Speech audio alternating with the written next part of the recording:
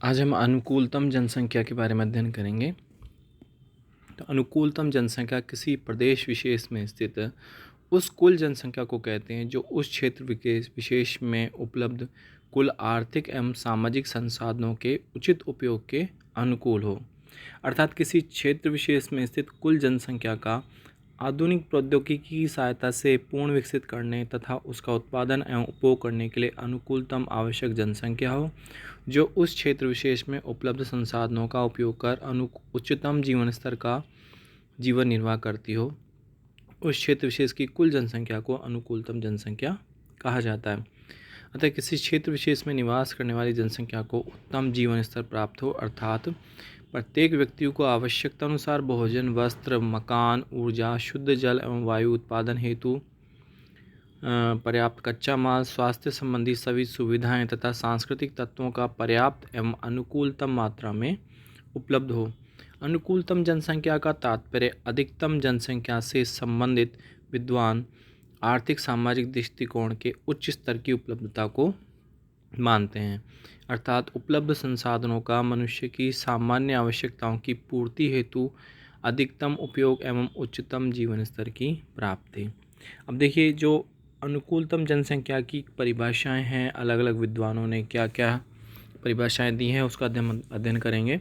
तो अनुकूलतम जनसंख्या के लिए ऑप्टिमम पॉपुलेशन शब्द का प्रयोग सर्वप्रथम कैंटिलोन ने किया। कैंटिलोन ने कहा था कि किसी क्षेत्र विशेष में उपलब्ध दशाओं के अंतर्गत व्यक्तियों की उस संख्या को अनुकूलतम जनसंख्या कहते हैं जो कि उच्चतम जीवन स्तर कायम रखने में समर्थ हो। डाल्टन ने कहा कि अनुकूलतम जनसंख्या वह है जो प्रति व्यक्ति अधिकतम आय देती है। इस प्रकार से विभिन्न विद्वानों ने अलग अलग परिभाषाएं इसके बारे में दी हैं। कार्ल साउंडर्स ने कहा अनुकूलतम जनसंख्या वह है जो अधिकतम कल्याण उत्पन्न करती है। तो जो विभिन्न विद्वानों द्वारा दी गई जो परिभाषाएं हैं उनसे जो निष्कर्ष निकला वो क्या निष्कर्ष निकला कि अनुकूलतम जनसंख्या वह जनसंख्या है जो उस क्षेत्र विशेष में निर्वासित व्यक्तियों की आय अधिकतम हो, उच्च आर्थिक विकास हो एवं उच्चतम जीवन स्तर प्राप्त हो।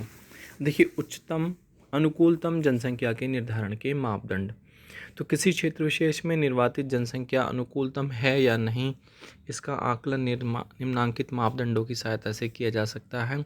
सकल राष्ट्रीय उत्पाद, पूर्ण रोजगार, उच्चतम जीवन स्तर, संसाधनों का पूर्ण उपयोग, जनांकीय संरचना और प्रदूषण रहित विकास। तो देखिए, सकल राष्ट्रीय उत्पाद, किसी क्षेत्र विशेष के कुल उत्पादन का आकलन सकल राष्ट्रीय उत्पाद कहलाता है।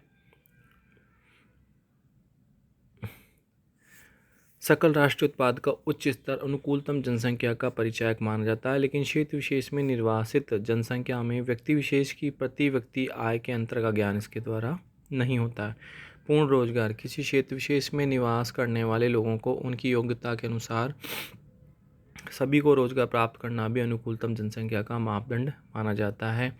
उच्चतम जीवन स्तर, तीव्र आर्थिक विकास, उच्चतम आय एवं पूर्ण रोजगार प्राप्त क्षेत्र में सामाजिक एवं सांस्कृतिक जैविक आवश्यकताएं भी उच्च ही पाई जाती हैं। अतः उच्चतम जीवन स्तर की प्राप्ति उत्तम स्वास्थ्य एवं सभी सुविधाओं की पूर्ण व्यवस्था पर आधारित है। संसाधनों का पूर्ण उपयोग, अनुकूलतम जनसंख्या होने पर उपलब्ध संसाधनों का आधुनिक प्रौद्योगिकी की सहायता से पूर्ण उपयोग होता है। प्रौद्योगिकी विकास के साथ नवीन संसाधनों की जानकारी भी होती रहती है तथा उनका आवश्यकता अनुसार उपयोग होता रहता है। जनांकीय संरचना, अनुकूलतम जनसंख्या में आयु, लिंग आदि सभी संतुलित अवस्था में पाए जाते हैं। जन्म दर एवं मृत्यु दर में संतुलन पाया जाता है, जिसके कारण जनसंख्या वृद्धि भी बहुत कम एवं संतुलित रहती है। जनसंख्या लगभग स्थायी पाई जाती है। प्रदूषण रहित विकास, अनुकूलतम जनसंख्या युक्त क्षेत्र में जलवायु पर्यावरणीय प्रदूषण की मात्रा कम पाई जाती है। टेलर ने कहा कि अनुकूलतम जनसंख्या अधिकतम वह है जो पर्यावरण अथवा पोषण की कमी से व्यक्ति के स्वास्थ्य को क्षति पहुंचाए बिना ही अनिश्चित काल तक कायम रहे। अब देखेंगे हम जनसंख्या आधिक्य की अवधारणा।